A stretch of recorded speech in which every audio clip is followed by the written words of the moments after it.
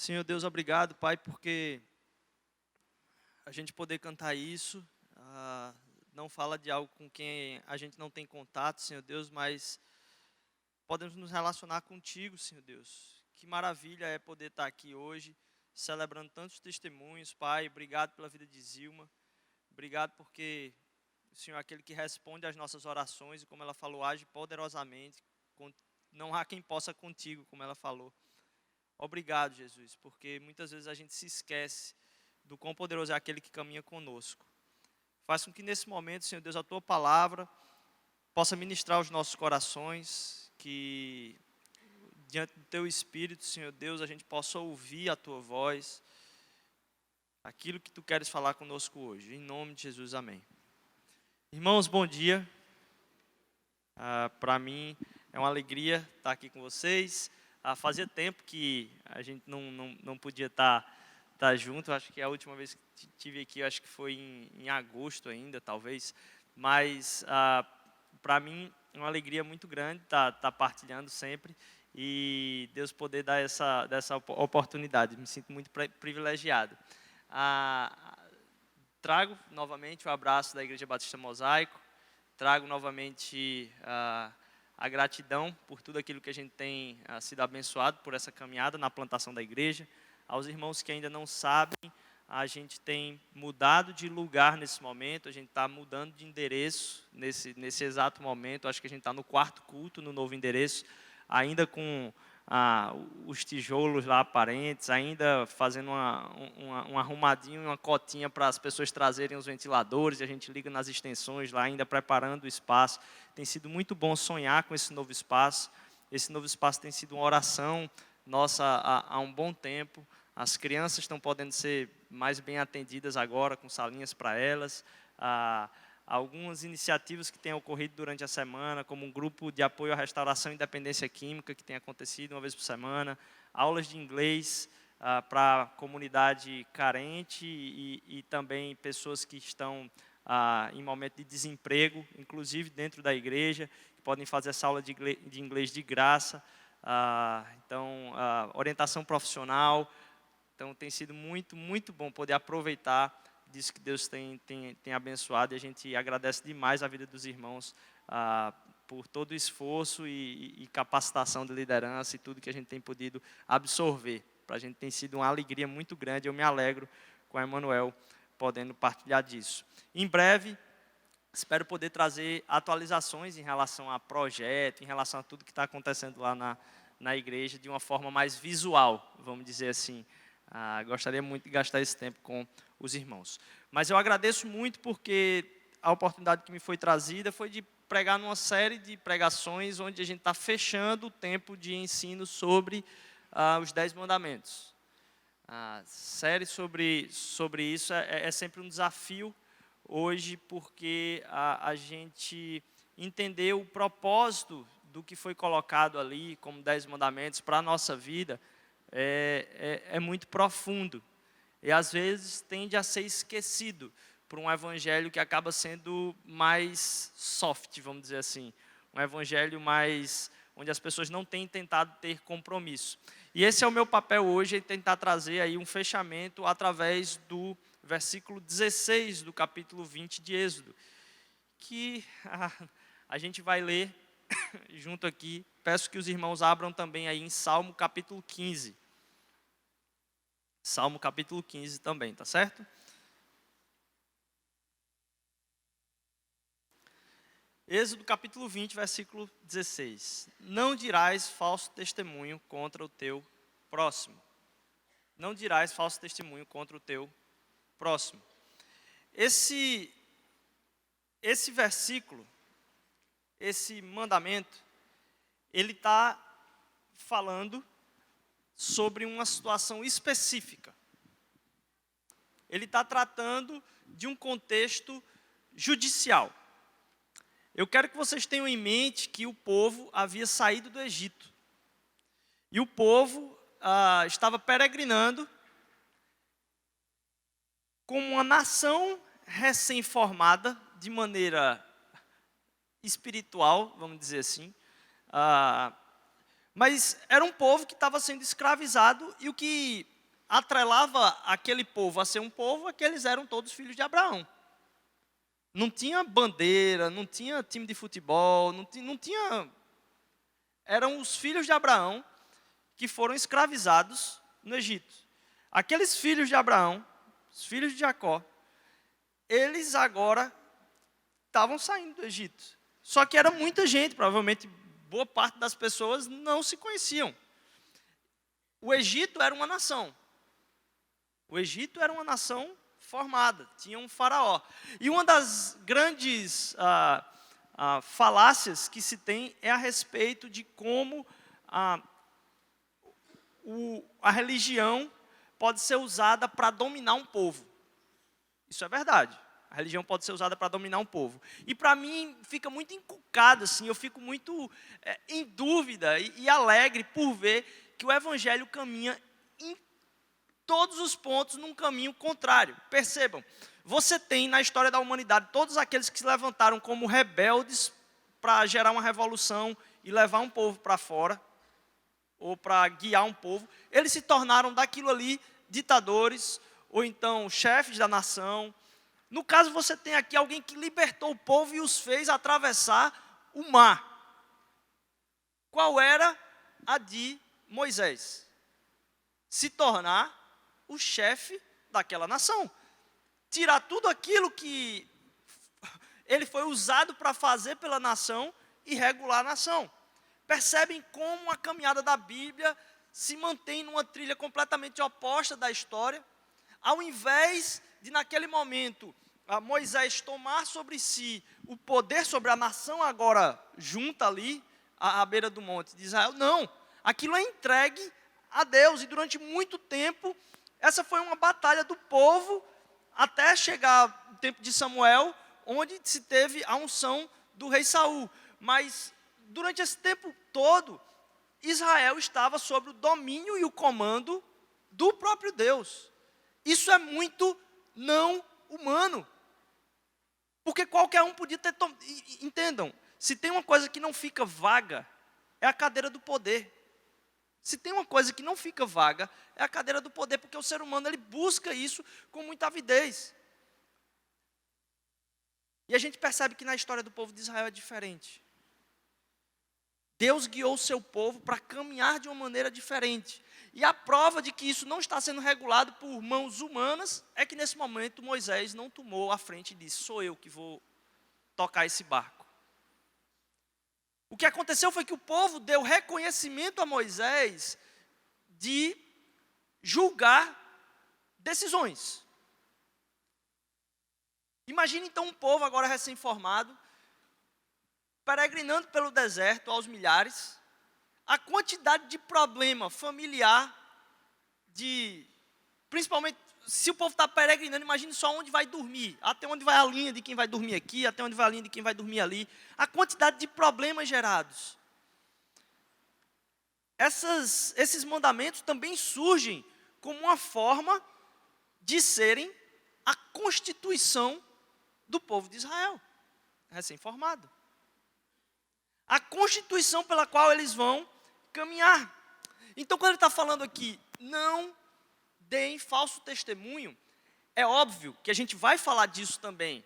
E a gente está falando a respeito de calúnias ou mais fofocas. Isso pode ser tratado, mas o que o texto está tratando aqui é, se em algum momento você for colocado diante da sociedade e você for prestar um juramento, você for colocar ali, você estiver diante de um juramento, você for falar o que aconteceu, quem matou quem roubou o jumento de quem roubou a fruta, não dê falso testemunho contra ninguém. Por quê? Isso pode ocasionar, inclusive, a morte do outro, por causa do julgamento. Percebam aqui que há uma necessidade, um vínculo com a verdade. O que esse texto está falando é do poder da verdade. A minha intenção hoje é tratar do nosso problema com a verdade. Eu queria que a gente abrisse lá em Salmo, capítulo 15. É um salmo pequeno. Tem 5 versículos, o Salmo capítulo 15.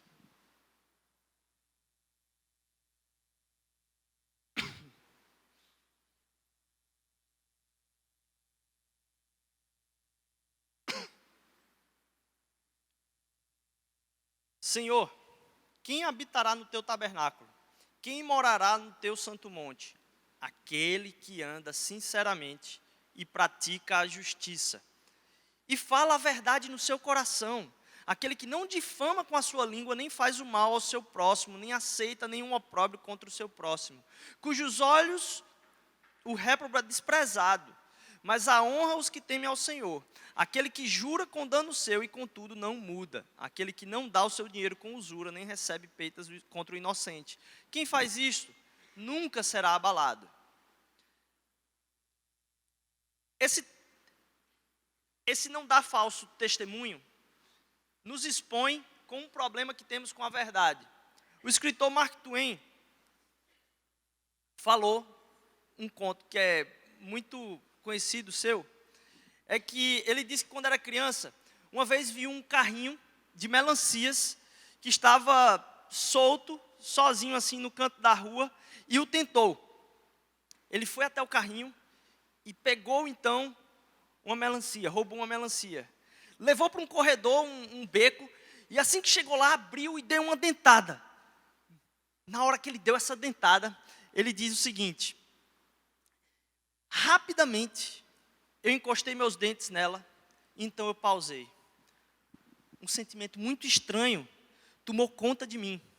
Um sentimento muito pesado tomou conta do meu coração, e eu voltei rapidamente para o carrinho.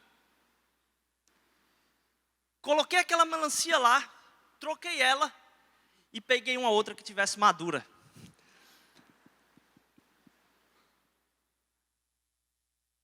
O sentimento que a gente tem com ser completamente íntegro é um peso que recai sobre as costas daquele que caminha com Jesus. Problema: nós conhecemos o nosso coração, conhecemos por onde o nosso coração é tentado. Conhecemos quais são os caminhos que levam o nosso coração a desejar coisas diferentes das quais a gente queria estar desejando. Eu queria então tratar a respeito de alguns pontos que temos problema com relação à verdade e o que esse problema nos impede de ver. Primeiro, nos impede de mostrar o que está além da verdade. Porque Jesus é a verdade por detrás de todas as verdades. É engraçado que a gente cantou agora aqui um versículo que eu estava para trazer para cá, que está lá em João capítulo 1. Ele diz: no início era a palavra, e a palavra estava com Deus e a palavra era Deus. No versículo 14 do mesmo capítulo ele vai dizer que ela veio habitar entre nós. Um caminho cheio de graça e verdade. Palavra é um negócio que a gente não pensa.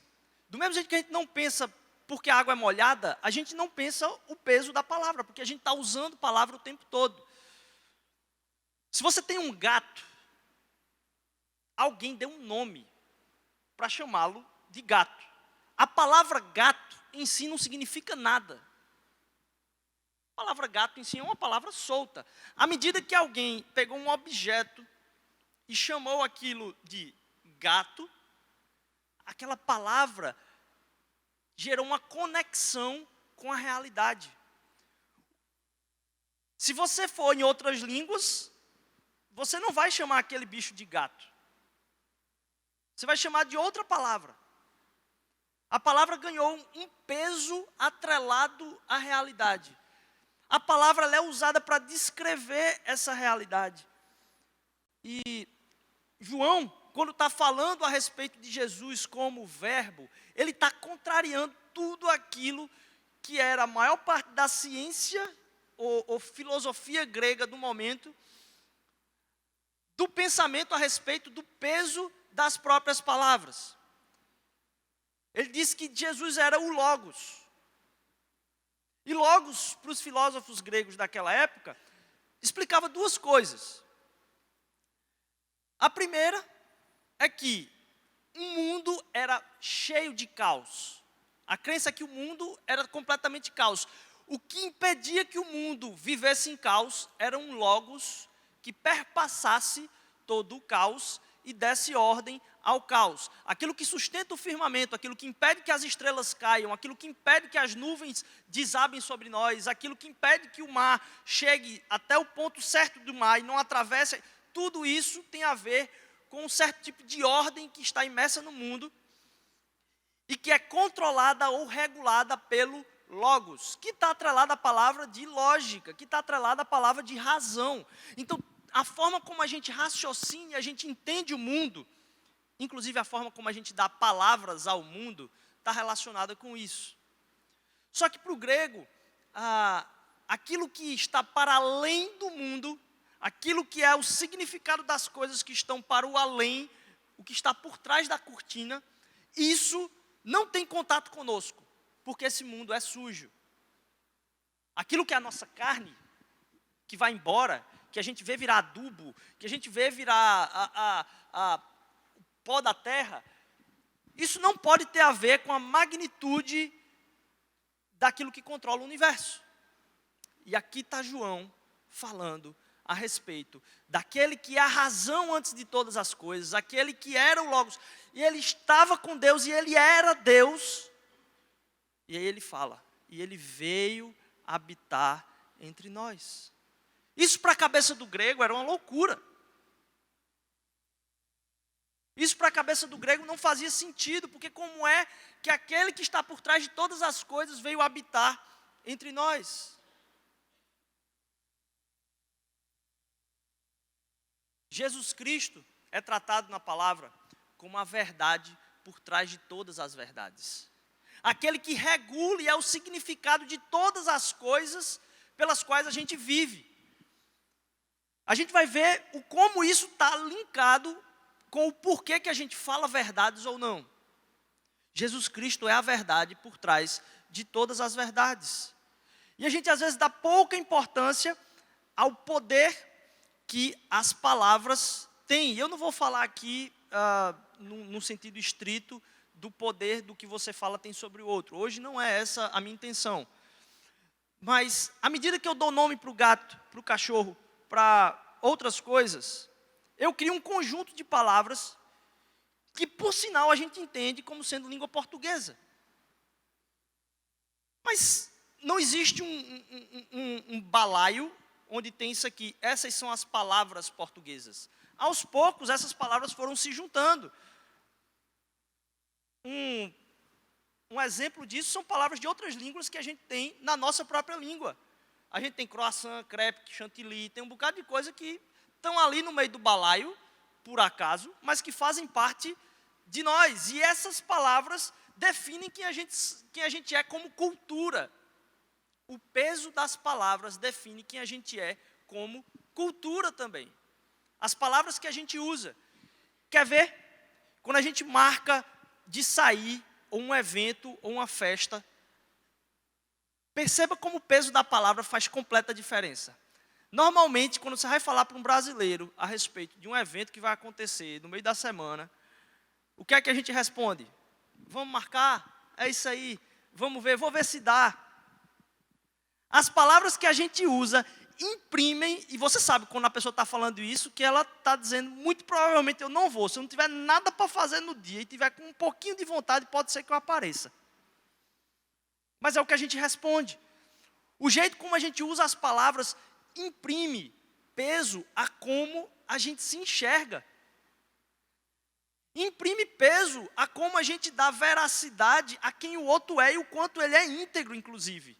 Porque por causa disso, todos nós atrasamos, e muitos, desculpe os que chegam sempre em ponto, que eu sei que tem muitos aqui. Mas a maior parte das pessoas acaba gerando isso como sendo uma coisa só para encontro. Mas esse tipo de comportamento gera todo tipo de desconfiança em todos os ambientes com os quais a gente vive. Por causa da forma como a gente trata, às vezes, palavras, isso gera várias desconfianças a respeito de diversas coisas. Quando você marca uma consulta, não necessariamente a hora que você marcou vai ser a hora não só que você precisa chegar lá, como você vai ser atendido. A forma como a gente usa palavras define a forma como a gente se trata e a gente enxerga um ao outro, inclusive. Jesus Cristo É a verdade por trás de todas as palavras.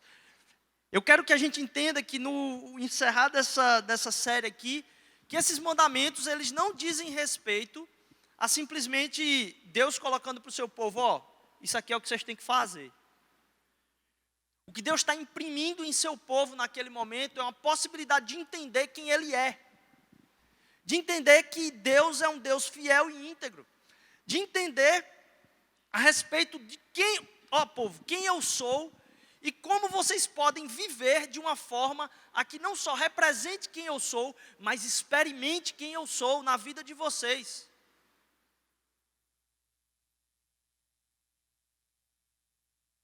É Deus falando para o seu povo, olha, eu não sou como o faraó.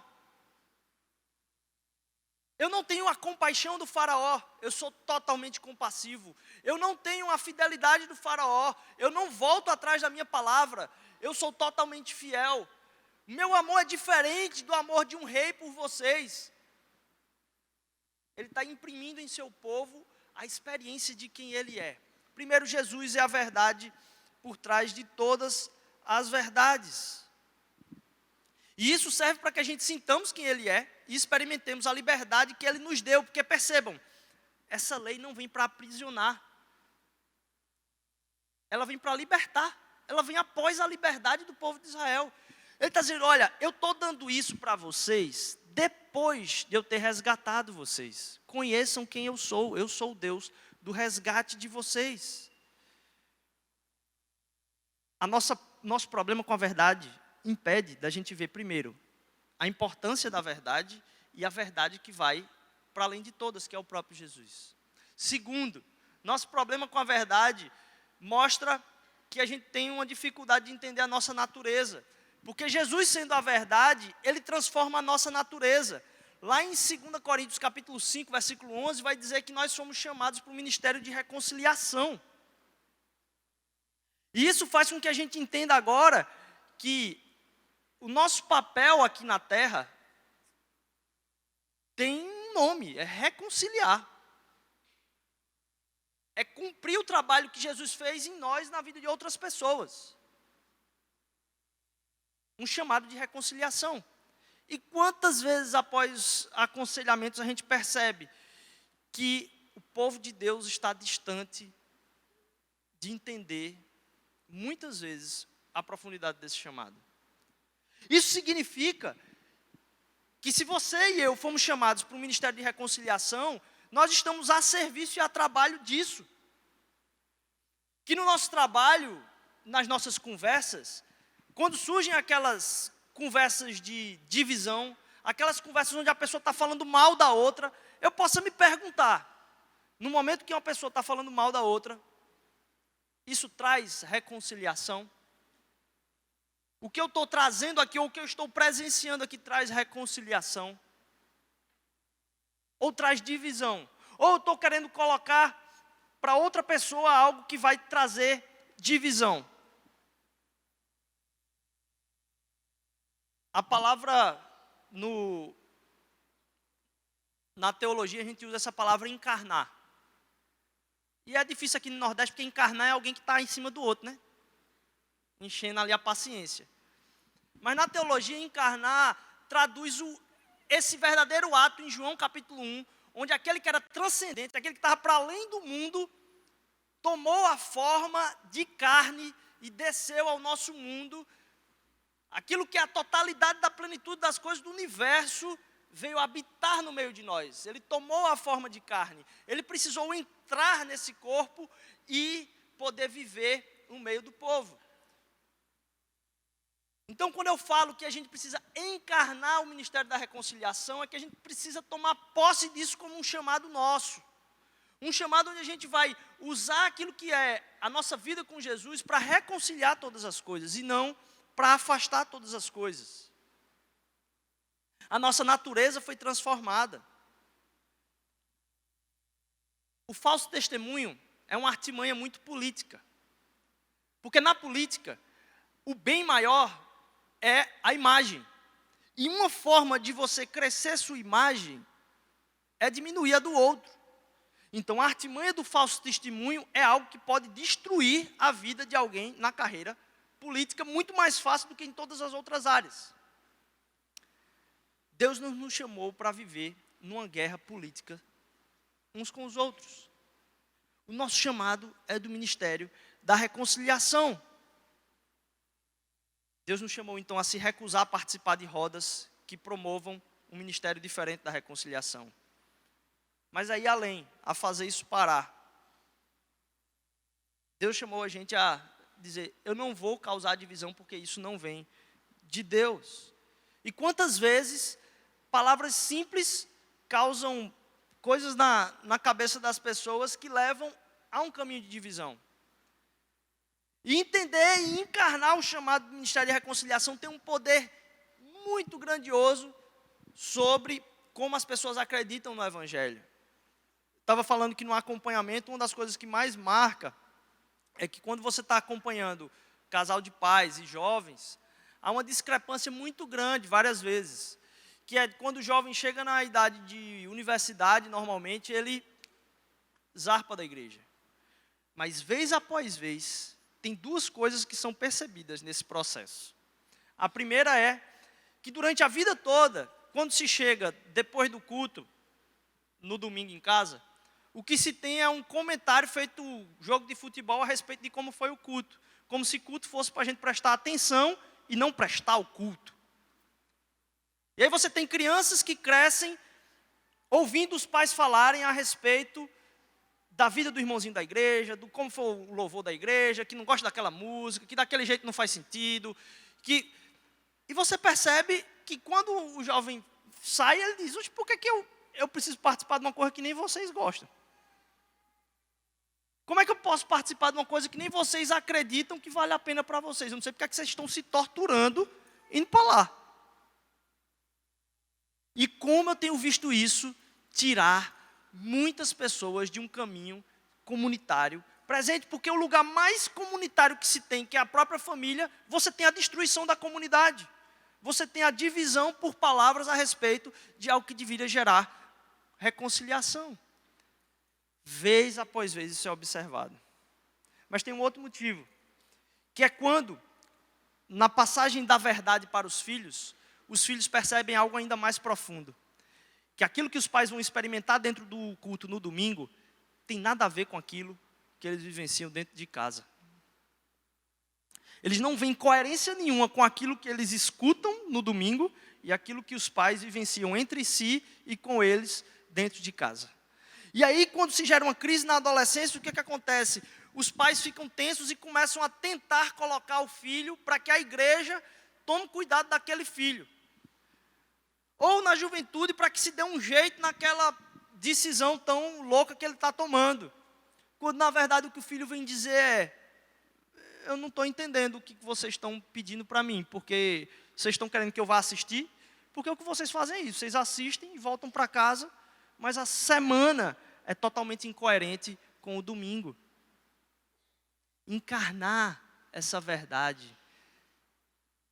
Porque Jesus não é só a verdade além da verdade. Ele é a presença da verdade. Então ele está presente conosco o tempo todo. E isso nos faz entender que não só Jesus é a verdade, ele muda a natureza do nosso chamado, ele é a presença. E ele mostra a presença de Deus. Porque ele é a presença de Deus, e a gente entende que a presença de Deus está no nosso meio e está conosco.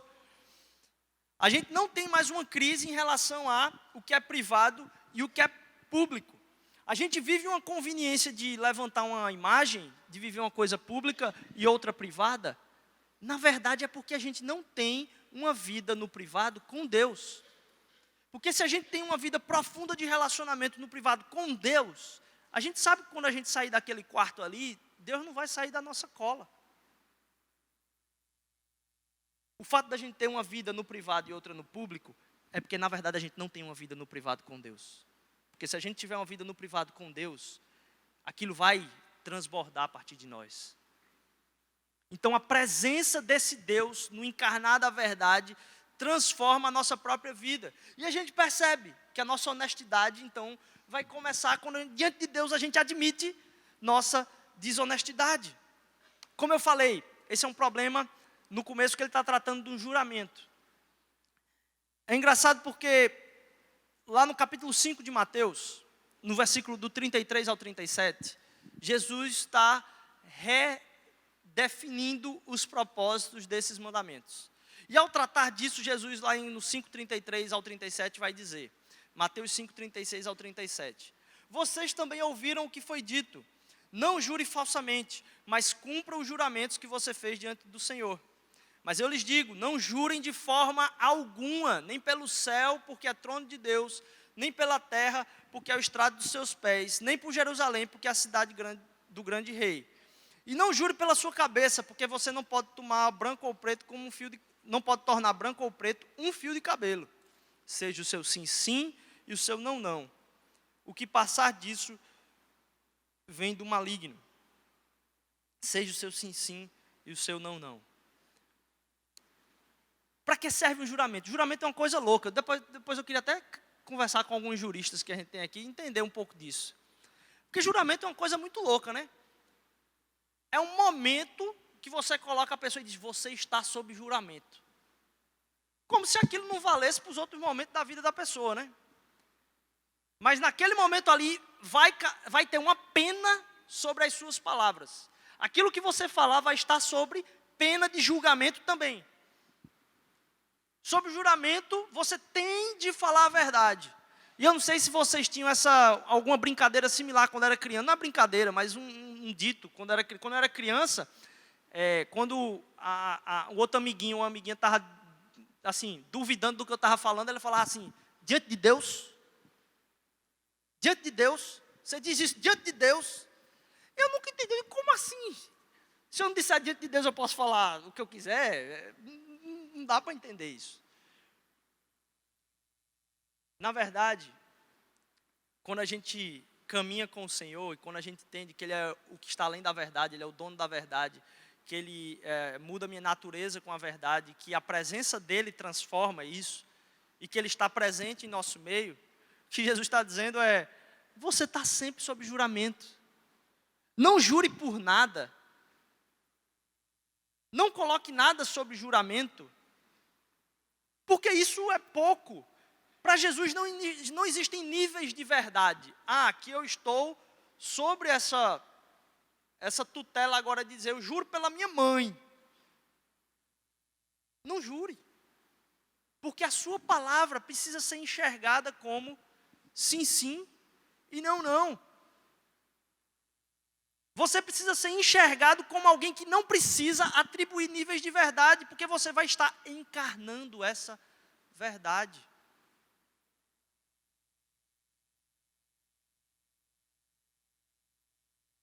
Eu faço a transição aqui para o meu ponto final, falando que essa noção de juramento tem uma outra coisa que é talvez a coisa mais profunda sobre falar a verdade. É que Jesus, Ele é a verdade além da verdade. Ele está presente como verdade em nosso meio, por isso não tem privado ou público, por isso estamos sob juramento o tempo todo.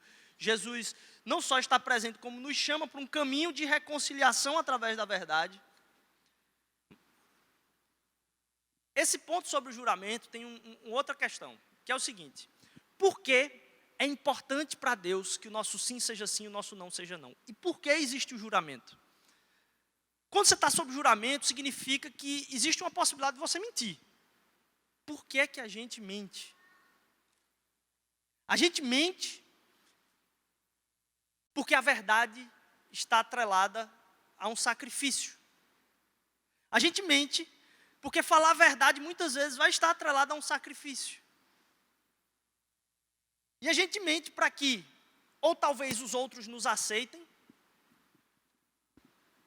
ou talvez você mente porque você quer ter uma proteção a respeito de como os outros vão te perceber se você disser não. Como, por exemplo, você diz, eu vou ver. Ou então você diz, estou meio cansado hoje, não vou poder ir, estou gripado. Quando, na verdade, você está assistindo Netflix e o que você quer é ficar em paz aquele dia ali.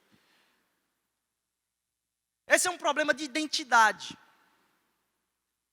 Quem nós somos e a quem nós devemos. que Jesus está falando com sim, sim, não, não aqui, é que eu e você temos sempre pairando sobre a nossa cabeça um custo de viver a verdade. O que acontece é que muitas vezes, se dissermos a verdade, vamos sofrer por isso. Quando alguém diz, e aí Rodrigo, o trabalho está pronto? Está pronto para entregar? Eu sei que eu vou entregar, mas não tem nada feito. Eu digo, não, cara, está tranquilo.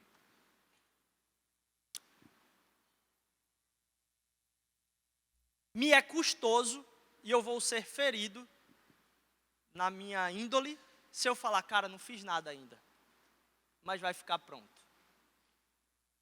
E falar isso para mim tem um peso emocional. Então, quando eu falo a verdade, tem um custo atribuído a isso, que talvez vai me ferir. E ferir minha identidade. O problema é onde está a nossa identidade. Onde está a nossa identidade? Está em como as pessoas nos enxergam? Está em como eu vou ter a liberdade de marcar o meu tempo do jeito que eu quiser? Ou minha identidade está em Deus, que já conquistou toda a liberdade para mim? E aí a gente entende que quando Jesus está querendo gerar um povo que diz sim, sim, é sim, não é não, é que todos àquela volta daquela pessoa que vive o sim, sim, o não, não, vão enxergar nela alguém que se sacrifica. Não há possibilidade, mesmo que a verdade vá aferir, dela dizer algo que é diferente. Porque mesmo que afira, ela vai dizer a verdade. Gerar um povo onde as pessoas enxerguem e dizem, aquelas pessoas se sacrificam. Aquelas pessoas ali, elas não vão mudar com o vento. Aquelas pessoas ali não vão mudar com a conveniência. Mas elas se sacrificam. E aí a gente entende o último ponto, porque Jesus sustenta a verdade. Se a gente está falando de uma vida no público e no privado, Jesus foi aquele que viveu de maneira íntegra. Jesus foi aquele que comprou a nossa liberdade com o seu sofrimento. Foi ele que teve que sustentar o peso da verdade na cruz. Mas a verdade de que eu e você estamos completamente condenados pela nossa integridade. E agora, através daquilo que ele sustentou, eu recebo a integridade dele diante de Deus. E agora, quando Deus me enxerga, Deus não vê a minha integridade, mas vê a integridade de Jesus. E eu posso viver a partir da integridade dele. Renovado a cada dia pela misericórdia dele. A pena da verdade não caiu sobre mim, sobre você. A minha identidade está resgatada por aquele que sofreu todas as consequências de um sacrifício. Ele foi aquele que manteve o juramento a Deus, mesmo que o machucasse.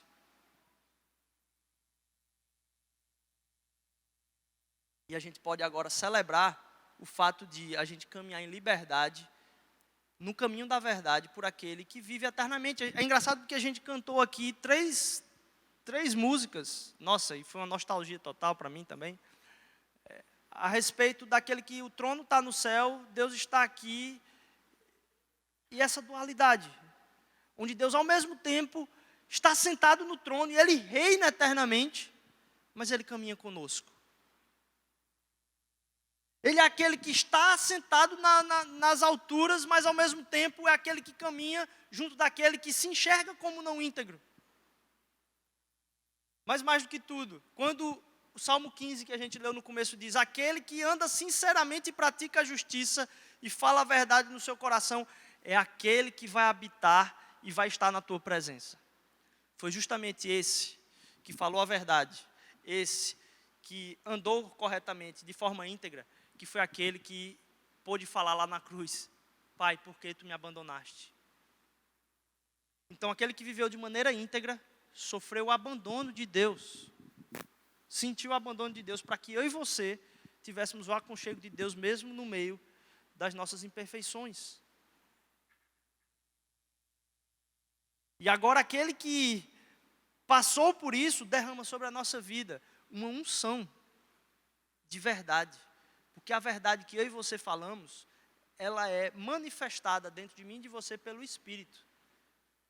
Diferentemente de Mark Twain, A palavra de Deus lá em Romanos capítulo 15 vai dizer que, Paulo vai dizer para as pessoas, eu acredito no que o Espírito Santo faz no coração de vocês, e eu acredito no que ele pode dizer a respeito de Jesus. Por causa disso, eu e você podemos viver em integridade. Porque a gente tem caminhando junto conosco o Espírito Santo de Deus, que vai nos levar para esse versículo que diz, não dei falso testemunho. Mas ele não vai falar isso, olha, cumpre isso aqui. Não é isso que ele vai falar. Ele vai dizer, você entendeu quem eu sou? Você entendeu o que foi eu estar na cruz e sustentar todo aquele peso e me sacrificar? Por que é que você não pode se sacrificar por essa verdade? Amém? Pai, obrigado por mais um dia, obrigado porque o Teu Evangelho, ele profundamente transforma o nosso coração, nos faz ser verdadeiros, íntegros e transparentes, Senhor Jesus, porque os Teus mandamentos, Senhor Deus, imprimem em nós a Tua identidade, Senhor. Nos faz olhar com a lente de Jesus para esses textos, Senhor Deus, para que a gente entenda, Senhor Jesus, que não há juramento pelo qual a gente possa viver a verdade, porque nós morremos para nós mesmos, Senhor Jesus, e fomos conquistados pela Tua vida, Senhor Deus. Nos faz viver de modo a inspirar os outros a entender que a gente não vai fugir da raia por causa do sacrifício, porque alguém se sacrificou por nós por algo muito maior, Senhor Deus. Muito obrigado pelo Teu amor, muito obrigado porque Tu nos inspira. Em nome de Jesus, amém.